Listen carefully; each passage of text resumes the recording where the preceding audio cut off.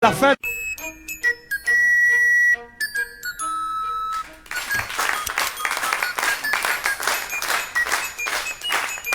Bonsoir, bonsoir, en direct du centre culturel de Thoin à Tuilly pour cette der du Dicotoin. Et cette fois-ci, c'est vraiment la der puisque nous sommes à notre 4e enregistrement.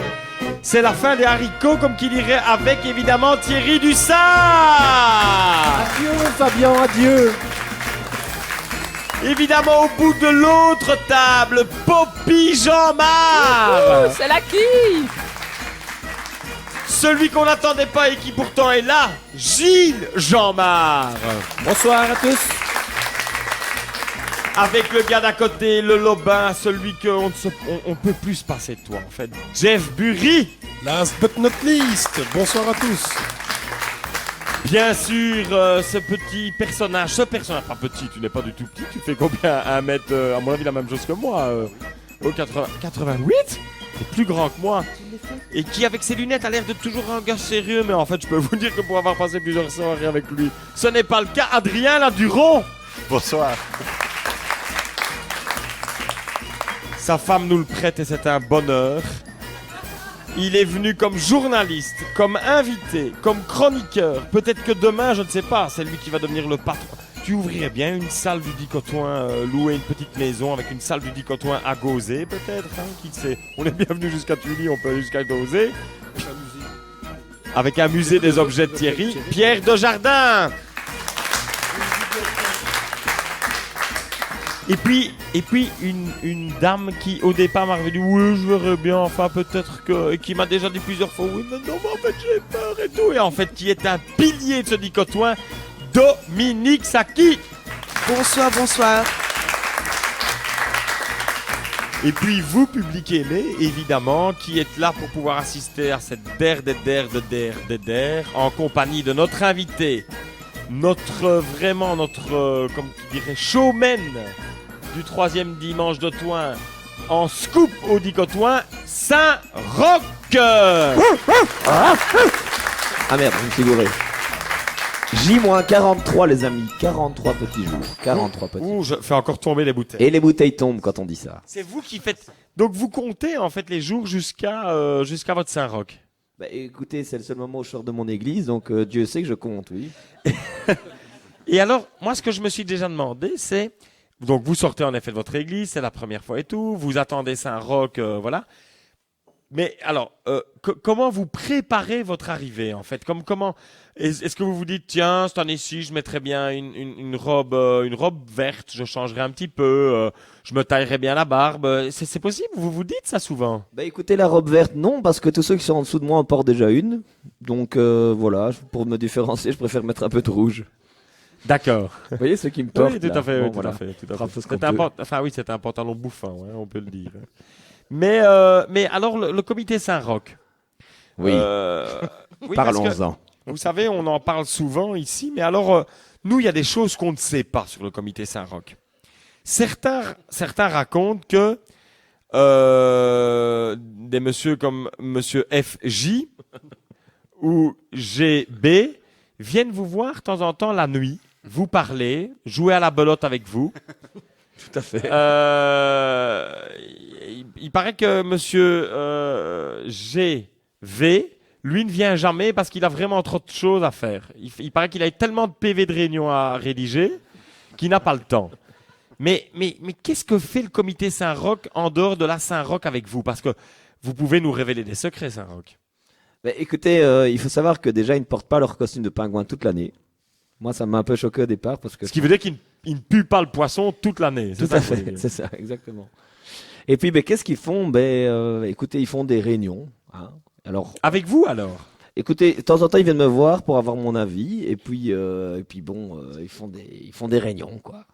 Et ils essaient de se décider sur un parcours Saint-Roch. Apparemment, il y aurait une proposition pour 2015 avec un passage uniquement à la maladrie, c'est-à-dire qu'on passerait de la Potale jusqu'à l'école, retour de l'école jusqu'à la Potale, petit arrêt au 24, hop, et puis on retourne à la Potale et retour à l'école pour terminer avec la rentrée à l'école de la maladrie. Évidemment, vous êtes d'accord de ça? Écoutez, moi je ne suis pas contraire, j'aime bien la maladrie. Mais est-ce que vous Je avez ne sais pas si je l'ai déjà dit, j'aime bien la maladrie. Voilà. mais vous m'en aviez parlé lors de notre entretien. Ce qui m'inquiète, c'est que du coup, s'il propose ça en 2015, vous allez devoir venir à pied de la Notre-Dame-d'Elvaux. Mais non, pas du tout. J'ai ma deuxième maison à la maladrie, à la Potale. Oui, mais vous êtes tout petit à la Potale. C'est petit, hein. C'est un studio en fait.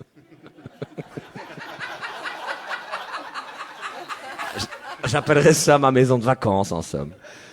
Tout à maladrie plage. Tout à fait. Eh bien, merci de nous avoir révélé ces grands secrets. Hein. Ça, c'est des trucs qu'on ne s'y attendait pas hein, au niveau du comité Saint-Roch. Et arrêtez de me dire c'est le comité Saint-Roch, ils sont quand même gentils. Hein. Ceci dit, on rêve un jour de bourrer la gueule à Gérard Van Adenhoff et qu'on arrive à lui soutirer certaines choses. Ce soir, il faut tout vider le bar du Dicotoin et donc je vous invite à peut-être vous lancer un propre défi public aimé. Eh bien, on va continuer, mon cher Thierry. Je te vois regarder avec tristesse. Je sais que c'est difficile pour toi, mais pourtant, nous devons déjà passer, à une petite discussion avec ma chère Poppy. Poppy, je t'ai demandé un autre défi avec ces questions qui étaient passionnantes, hein, je tiens à te le dire. Oui, On ira les poser à Monsieur Charles et on enregistrera, on les mettra spécialement sur le Dicotoin, je te le promets. Mais je t'avais demandé un petit medley de tes meilleurs souvenirs du Dicotoin. C'est difficile, hein, parce qu'ils sont très nombreux, mes bons souvenirs. Mais c'est évidemment, comme Thierry l'a dit tantôt, tu m'as piqué tous mes trucs, Thierry. L'émission 0 à l'étage du Rapido, où là, on s'est quand même rendu compte que c'était vraiment drôle tout ce qu'on racontait. Le chachlik, effectivement, va rester dans les mémoires. Les bons souvenirs, c'est Thierry Brica et ses nombreux bruitages et son profil Facebook des invités que moi que j'adorais. On va passer. Alors, la découverte de notre Colombo local et une réelle amitié qui s'est installée avec Pierre, parce que moi, j'ai eu la chance d'aller chez Pierre pour l'interviewer. Simon Dole aussi, hein. Simon Mais Pierre Dole n'est aussi. jamais là.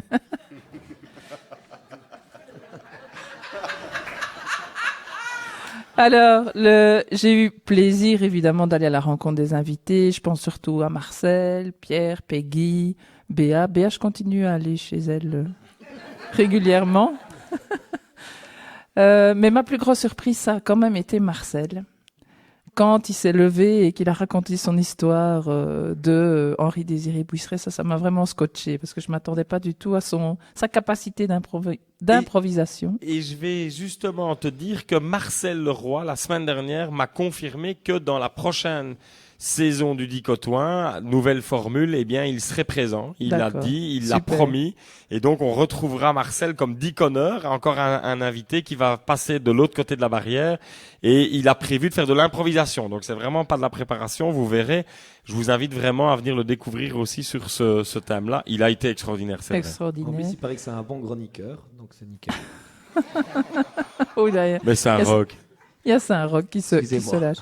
Voilà, et encore beaucoup d'autres choses. Et pour clôturer, je vais dire la gentillesse et les attentions d'Audrey, de Nathalie, de Zaza, d'Hélène, de Véro, de notre Gérard. Enfin bref, tous les gens qui sont autour et tout à qui fait, nous les ont gens aidés. de coulisses et qu'on remercie vraiment profondément. Et puis, franchement, je vais en profiter du coup, Poppy, pour remercier, soit à la fois, et c'est plus facile, les nouveaux qui viennent de nous rejoindre dans le public, mais ceux que je vois depuis le début du Dicotoin et qui sont venus rire avec nous, nous faire plaisir, parce que l'idée n'était pas de commencer à être des stars de Tudini, mais bien de vous faire rire, que vous soyez 15, que vous soyez 40, que vous soyez 80. Et ça, vraiment, quand je vous vois devant, même si les spots ne me permettent pas de voir chacun de vos visages, je vous remercie et vous pouvez, cher public, vous applaudir. Sans vous, ce projet n'aurait pu jamais exister.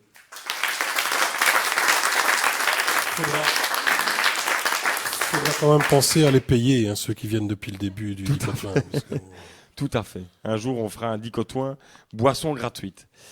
On enchaîne. On enchaîne avec un petit mot, ma chère Dominique. Bien oui, l'avant-dernier, un nom féminin, le mot Doline, D-O-L-I-N-E, Adrien. 26 décembre 2014. Les maternités de Russie situées proches de Crimée sont presque vides. Suite à l'appel du 26 mars 2014 d'un groupe de femmes ukrainiennes qui disaient « pas de sexe avec les hommes russes », dont le but était de calmer l'appétit de Moscou pour les territoires ukrainiens et d'attirer l'attention sur ce qui s'est passé en Crimée, la diminution des naissances était à prévoir. Une grève du sexe, mais franchement, quelle idée! Est-ce qu'on ne pourrait pas plutôt faire l'inverse? Du sexe, de l'amour, partout dans le monde, sans jamais s'arrêter? Ça ne coûterait pas cher et ça donnerait un signal fort au pouvoir en place. On pourrait faire une grande chaîne entre pays. Un jour, on choisit à l'avance. La Belgique s'y met. Tout le monde doit au moins faire l'amour une fois dans la journée. À Thoin, évidemment, on choisira la ruelle Mon-Plaisir comme endroit de prédilection. Vous connaissez bien Saint-Roch. Et puis la France prend le relais le lendemain, avec un centre intense dans le Midi-Périnée. Puis c'est au tour de l'Inde. Et en fin de nuit, l'Inde cesse de faire l'amour et passe le relais à Chypre, parce qu'à Chypre, on Nicosie.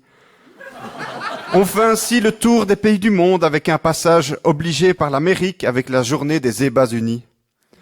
Et on n'oubliera pas non plus de faire l'amour en Pologne ou en Slovénie sur des dolines. Très sérieux. Une forme caractéristique d'érosion des calcaires en contexte karstique. Évidemment, les nymphomanes pourraient s'offrir un tour du monde pour pouvoir faire l'amour dans chaque pays. Une boîte d'événementiel pourrait même mettre en place le voyage orgasmisé.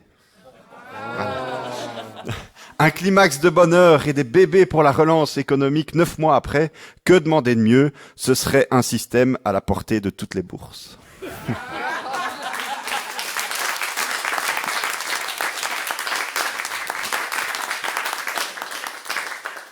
Je ne retrouve. Si, ça y est, je retrouve mon papier. Donc, qu'est-ce qu'on peut dire alors, mon cher Adrien? Une forme caractéristique d'érosion des calcaires en contexte karstique. Oh, je vais mettre une forme d'érosion calcaire, d'accord? Un trou dans le sol. Mais on a une deuxième définition, évidemment, Dominique. Oh bien oui, pour Jeff maintenant, une doline. La Gordon en canette, c'est comme les petits pois en conserve. C'est écossais.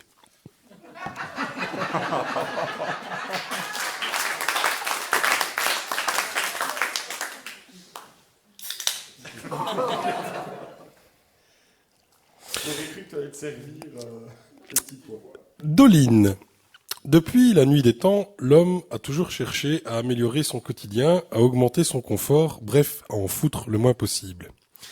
Et c'est ainsi que parmi les inventions sans lesquelles l'humanité ne serait pas ce qu'elle est, comme par exemple le vaccin contre la rage, le téléphone, le drive-in chez McDonald's ou encore Candy Crush, certaines découvertes n'ont pas eu le retentissement escompté, mais alors là, pas du tout. Vous voulez des exemples? Oui.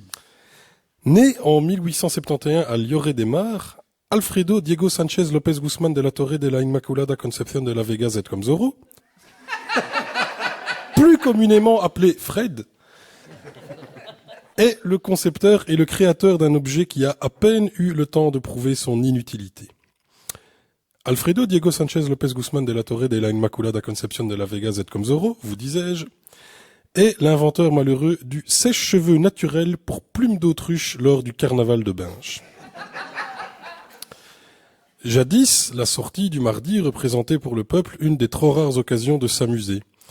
Il fallait donc faire fi des conditions météo et, à l'époque, les chapeaux étaient sortis quel que soit le temps. Pour maintenir les plumes au sec, un impressionnant cortège de suiveurs ayant du coffre se traînait derrière les gilets et soufflait de toutes ses forces dans un gros ballon en dessous duquel un feu mobile avait été allumé afin de réchauffer l'air. Régulièrement, un autre groupe devait sauter sur le ballon afin d'en expulser l'air et de le diriger ainsi vers les chapeaux, qui étaient de la sorte gardés secs. Bien entendu, d'un point de vue strictement logistique, le nombre de personnes requises pour cette opération était tel que le cortège faisait environ 9 km de longueur et comprenait 71 fois plus de souffleurs et de sauteurs que de gilets. Lors du carnaval 1811, la foule, excédée de ne voir finalement que des gens exténués et à bout de souffle, tentait vainement de conserver les plumes sèches et lassée de ne finalement rien voir du spectacle, exigea la tête d'Alfredo Diego Sánchez López Guzmán de la Torre de la Inmaculada Concepción de la Vega Z comme Zorro, L'infortuné inventeur fut lapidé en place publique à coups de pommes de terre de la désormais fameuse variété Gilles de Binch. Un autre exemple. En 1852, au retour d'un voyage d'études en Louisiane, l'ethnologue slovène Jean Kulasek invente la poupée vaudou gonflable.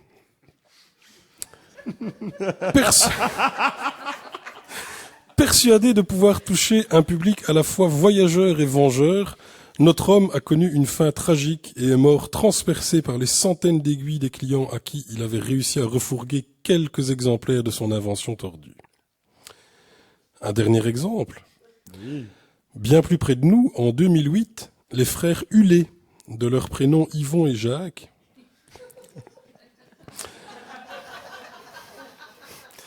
inventent le clavier qui sonne lorsqu'on fait des fautes d'orthographe.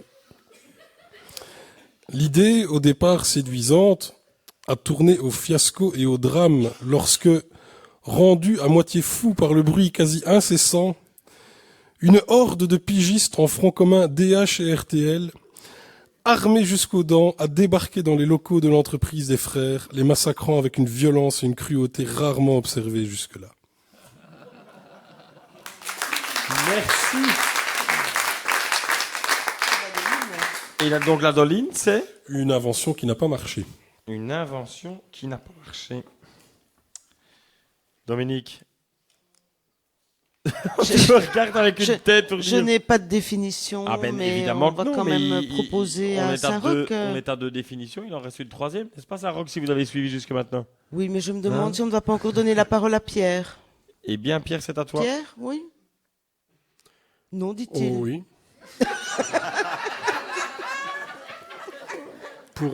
Il est temps que ça se termine. Hein, pour ma toute dernière définition, je trouvais que ce serait bien d'être une fois un peu sérieux et professionnel. Et donc, doline est un nom féminin.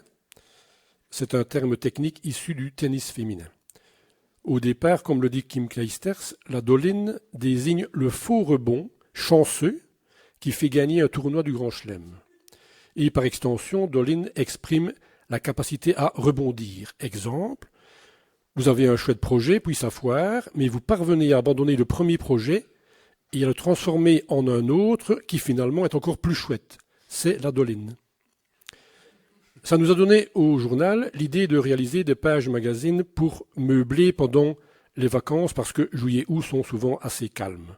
Et donc la rédaction a fait appel à des témoignages de gens qui avaient des projets de vacances qui ont foiré et qui ont su récupérer le coup.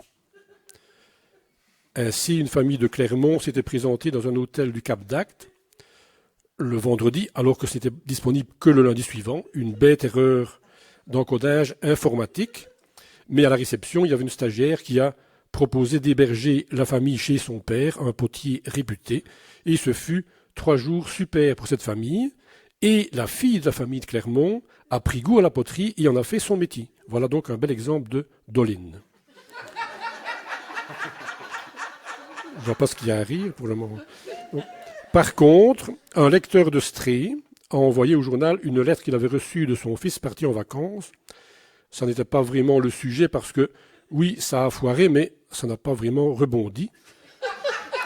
Je l'ai gardé et je vous en fais juge.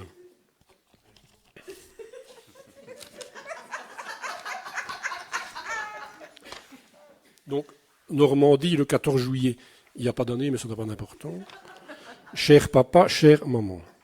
Ce petit mot pour vous dire que nous sommes bien arrivés. Le voyage s'est assez bien passé. On s'était rendormi après avoir éteint la sonnerie du réveil mardi. Ça fait qu'on est parti mercredi.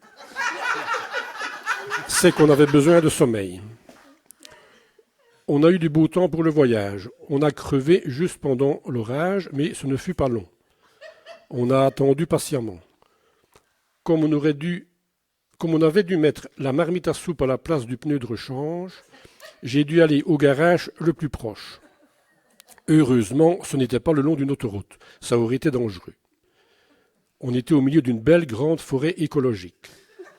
Comme ça, Kevin a pu jouer à l'ombre pendant que Françoise mettait de l'ordre dans les linges parce que la bouteille d'huile s'était renversée. Comme ça, on n'a pas perdu son temps. Au camping, on est bien. Le chef de camp nous a pris en amitié. Il ne parle, pour ainsi dire, qu'avec nous. Il faut dire que les autres sont hollandais ou allemands.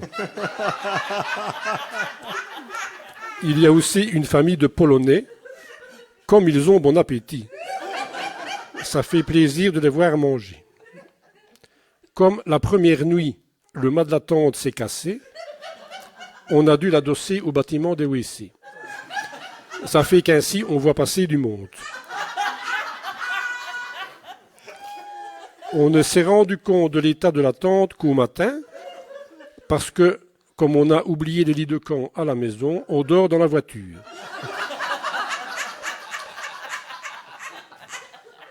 On y mange aussi d'ailleurs. Car en fermant les vitres, on est moins dérangé par les mouches.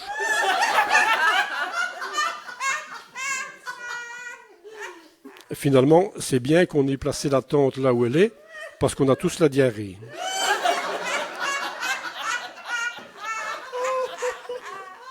On devra d'ailleurs rentrer plus tôt parce qu'on n'a plus de linge propre.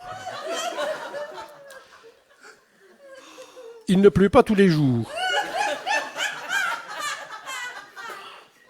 Et parfois, le soleil nous oblige à retirer nos gilets.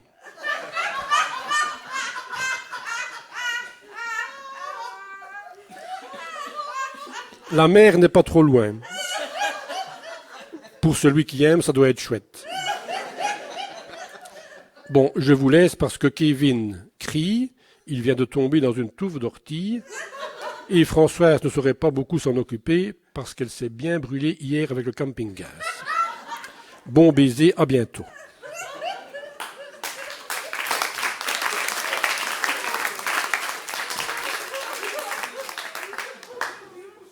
Et donc la doline, ce serait une capacité à rebondir, c'est ça? Voilà. Capacité à rebondir, à transformer un projet qui foire. En quelque chose de plus positif encore que le premier projet.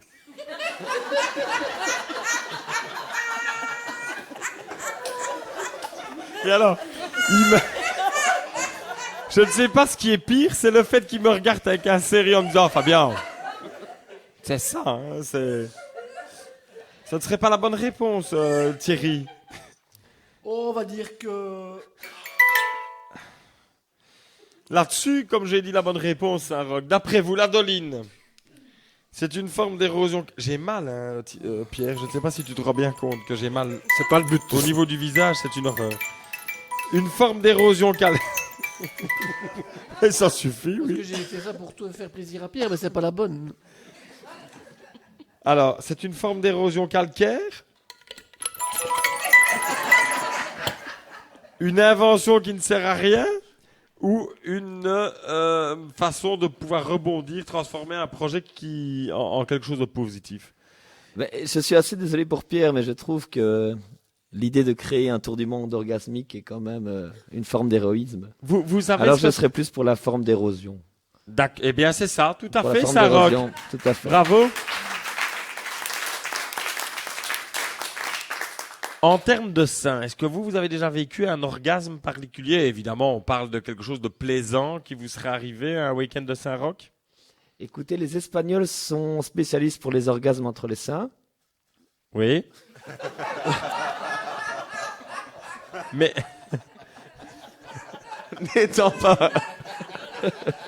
N'étant pas espagnol, voilà. voilà.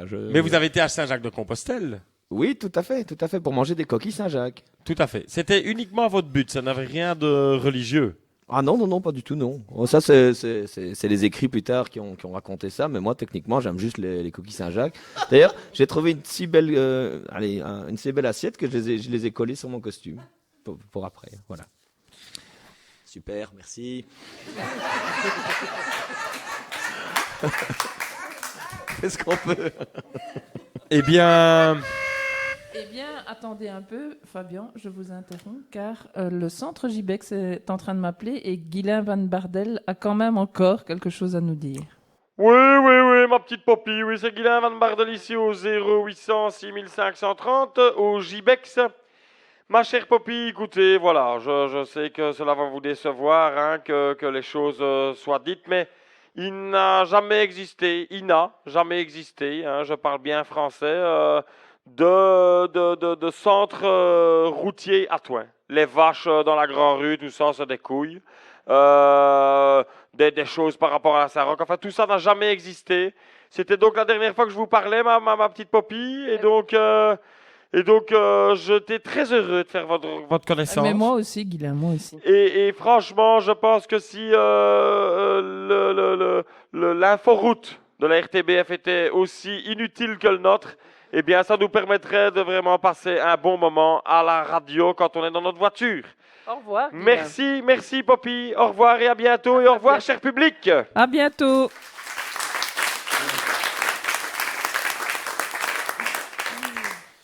Il n'est pas inutile, l'inforoute. Il est mal présenté, en fait. Oui, il est mal présenté, mais là, il était de toute Je façon crois que tu inutile. devrais, tu devrais le remplacer, peut-être. Moi, j'ai été dans la grande rue et dans les rues qui nous avaient indiqué qu'il y avait des bouchons, mais je n'ai jamais rien trouvé. Je ne sais pas toi si tu...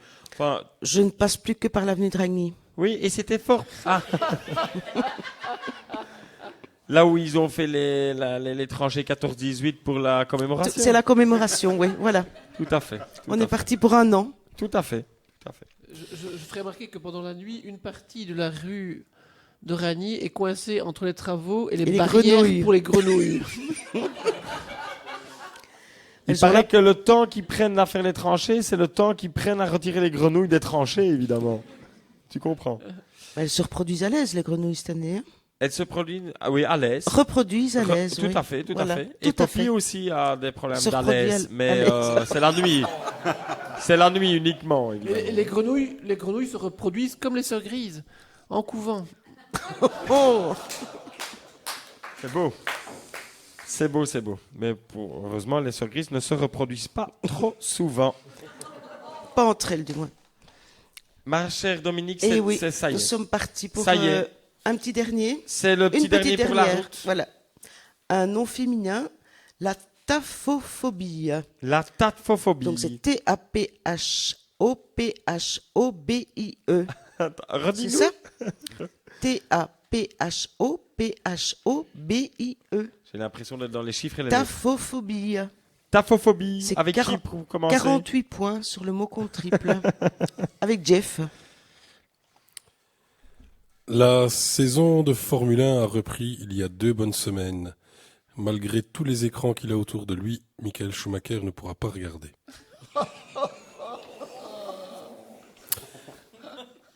Taphophobie.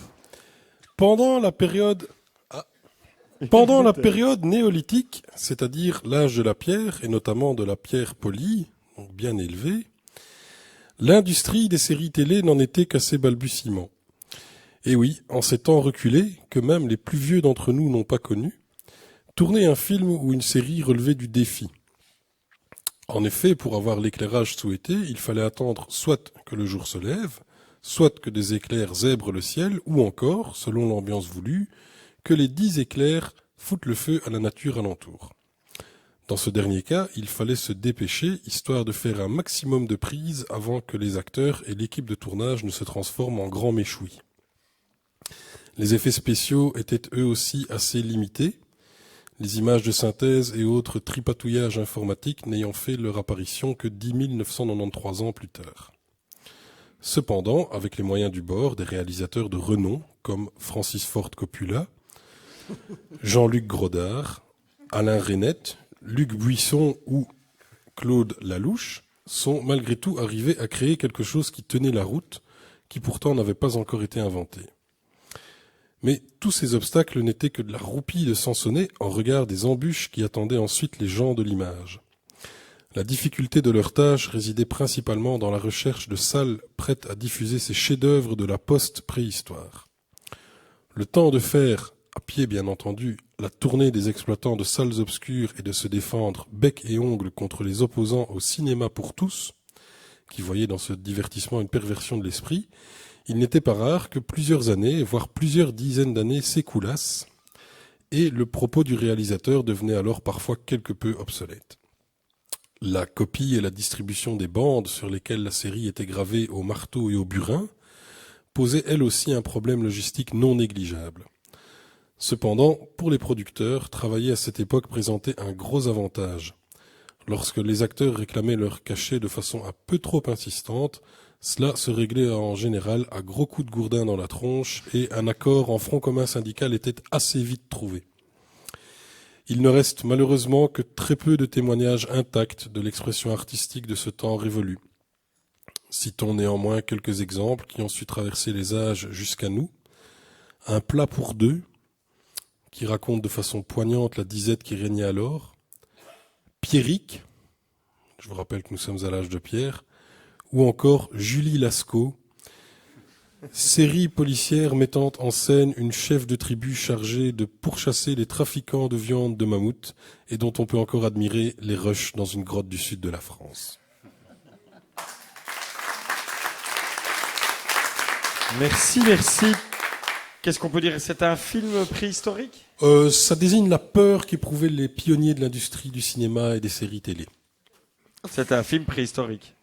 Oui, allez, d'accord, c'est un film préhistorique. Dominique? Oui, Gilles, une petite dernière pour la route. Est-ce qu'on peut applaudir Gilles pour sa deuxième définition, s'il vous plaît? Il a dû attendre la dernière émission pour pouvoir parler 2 fois.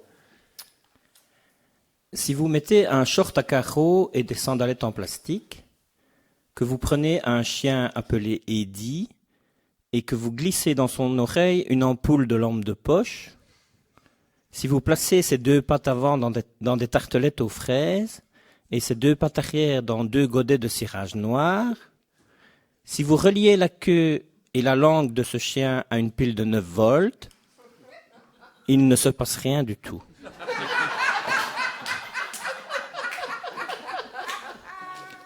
Par contre, si vous remplacez l'ampoule par une sonnette électrique et que vous remplacez les tartelettes par des pizzas et les godets de cirage par des pots de roll-mops à la mayonnaise, puis que vous mettez sous tension, il ne se passe rien non plus. Une sonnette électrique, moi je m'attendais à ce qu'il dissonne. Et même si vous brossez tout votre chien avec du dentifrice, il ne se passe toujours rien. Aucun signal. Mais revenons à nos moutons, la définition du mot taphophobie. La taphophobie, c'est être terrorisé à l'idée de prononcer certaines lettres de l'alphabet quand on parle. Quelques exemples. Certains taphophobes ont la lettre B en horreur. Ainsi, pour dire une bêche, il dira une pêche. Ou pour dire un bébé, il dira un pépé. Pour dire les chiens à bois, la caravane passe, il dira les dalmatiens, la caravane passe. Les dalmatiens, les chiens à pois. Bon.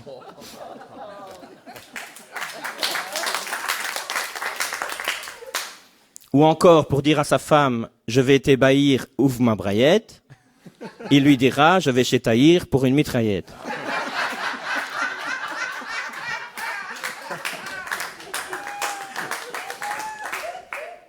Certains taphophobes sont absolument incapables de prononcer les points sur les i et les j. Ainsi, pour dire « je suis difficile dès qu'il s'agit de cuire les spaghettis », il dira « je suis difficile dès qu'il s'agit de cuire les spaghettis ».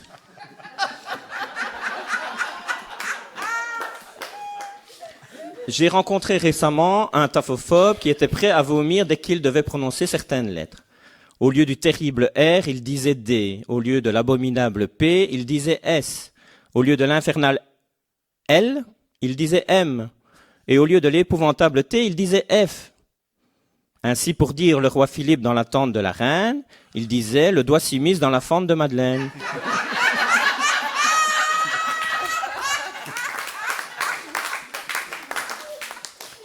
Certains taphophobes complets ont une aversion incontrôlable pour toutes les lettres de l'alphabet.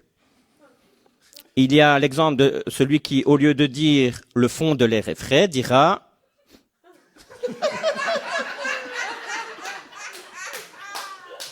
ou pour dire mon royaume pour un cheval, il dira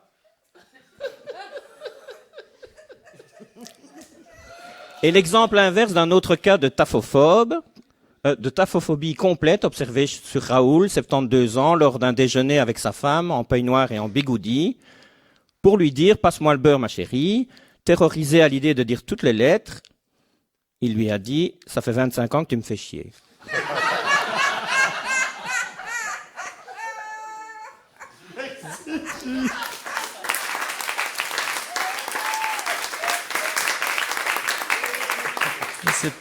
Et cet homme enseigne à des petits-enfants. Mais...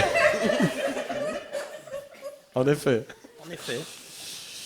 Qu'est-ce que je peux dire d'ailleurs? Donc la tataphobe. Ouh là là. La peur de prononcer certaines lettres. La peur de prononcer certaines lettres. Dominique, encore une troisième définition? Eh bien oui, une troisième définition pour Thierry. La taphophobie. Taphophobie vient de tapho, qui veut dire ta définition n'est pas bonne, mais la mienne, oui. Et bi, dépêche-toi de finir parce que c'était long aujourd'hui. Mais non, Fabien, c'est la crainte des cimetières et des tombes, et plus généralement, la peur d'être enterré vivant. La taphophobie a saisi tous les membres du Dicotoin, et bien que nous ne soyons pas superstitieux, tout le monde sait que ne pas être superstitieux porte chance, nous avons préféré arrêter nos soirées entre amis à la 13e rencontre. On a tous fait ça bénévolement et on n'a pas envie de vieillir et de recevoir des cachets. Il faut dire que l'idée géniale de départ était de diffuser ces émissions sur une radio locale qui n'a jamais vu le jour, raison pour laquelle les enregistrements diffusés sur YouTube n'ont eu qu'un succès d'estime, comme l'écrit joliment Pierre dans ses articles quand il n'y a pas un chat à une activité dont il doit rendre compte dans son journal. J'éprouve toujours un peu de nostalgie à l'écoute de ces enregistrements, raison pour laquelle Johan, qui n'aime pas me voir cafardeux, en a effacé le plus possible. Pour cela, merci Johan. Se quitter, c'est triste, comme un besoin de pisser dans une toilette où l'ampoule économique met 30 secondes à s'allumer. Triste comme l'homme invisible, qui est une extinction de voix. Triste comme un manchot sur une balançoire. Triste comme Cafonette qui perd la main au poker. Nous avons passé d'agréables soirées avec des invités surprenants, parfois chiants aussi, il faut le dire. Merci aux échevins de la culture, l'actuel qui n'existe pas, et le précédent qui faisait des fautes d'orthographe même à l'oral. Ah, on pourrait en faire des choses avec les idées de Marie-Ève sur la culture. Du compost, par exemple.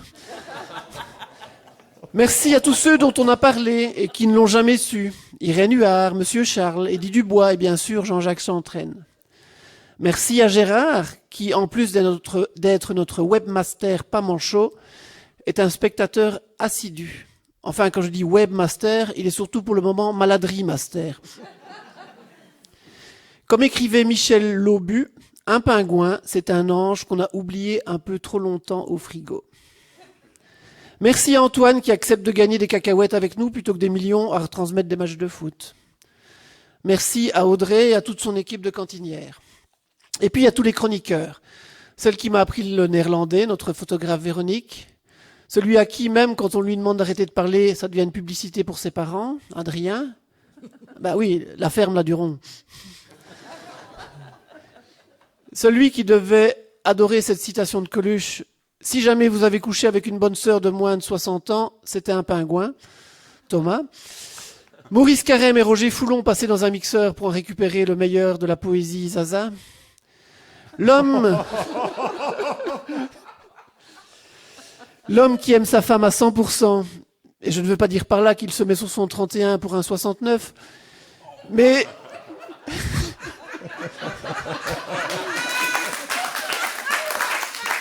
Il en parle même quand elle n'est pas là, Pierre. Notre demandeur d'asile qui n'a pas pied à la piscine de l'Aube, Jean-François. Notre Cendrillon qui avait racheté le stock de choux poste avant faillite, Caroline. Le chroniqueur d'un soir dont le débit de parole était inversement proportionnel au contenu de son verre de bière, Pascal Marlier. Notre autre chroniqueur d'un soir, Gilles. Celui qui a débarqué imberbe, et si on m'avait dit un jour que je passerais des soirées avec un copain de mon fils, qui a débarqué avec plein d'humour dans un sac à dos, et qui j'espère repartira avec un sac adulte, Simon. N'oublions pas ce chroniqueur fou qui ne s'est malheureusement pas obstiné dans sa folie de peur de devenir sage, l'inventeur des jeux anti-végétariens, Benjamin. Et puis, elle n'est pas glacée, elle explose rarement, mais elle couvre notre chef, c'est notre bombe, Poppy. La mytho-woman flamboyante, notre fée Clochette, la mère Noël des invités, notre Bernard Pivot rural, Dominique. Et enfin, bien qu'il ne soit pas musicien, c'est le Rémi Bricat de l'associatif. Quand il ne crée pas une fanfare, il orchestre tout et prépare vos soirées en harmonie, Fabien. Et puis aussi, vous, public fidèle et adoré, on peut que vous dire merci. Si nous nous sommes tant amusés à écrire ces petites interventions, c'est grâce à vous et à vos encouragements. Vous étiez toujours présents et fidèles. Sauf les friqués qui sont partis au sport d'hiver. Vous aviez la politesse de rire même quand c'était pas drôle. D'un autre côté, ça vous faisait une soirée pas chère et avec du chauffage gratos. Je terminerai par 2 citations. Comme disait Bossuet, il y a toujours quelque chose en nous que l'âge ne mûrit pas. Et comme disait Jack sur le Titanic, on est les fils de pute les plus chanceux du monde.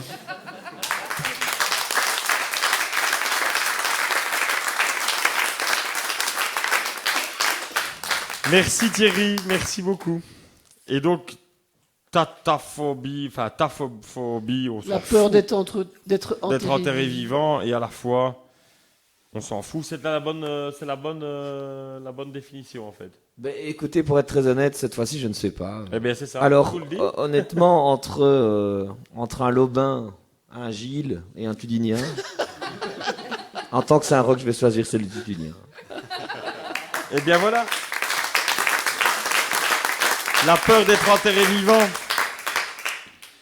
Eh bien mes chers, je suis à la fois ému et triste, à la fois très heureux aussi de vous dire que nous sommes à la fin de cette émission et de ces enregistrements. Saint-Roch, qui était ce soir pour du vrai Damien Bourguet, qui a accepté de répondre à mon invitation pour venir nous faire un Saint-Roch. Et franchement, il faut que tu restes comme ça. Fais-toi pousser la barbe.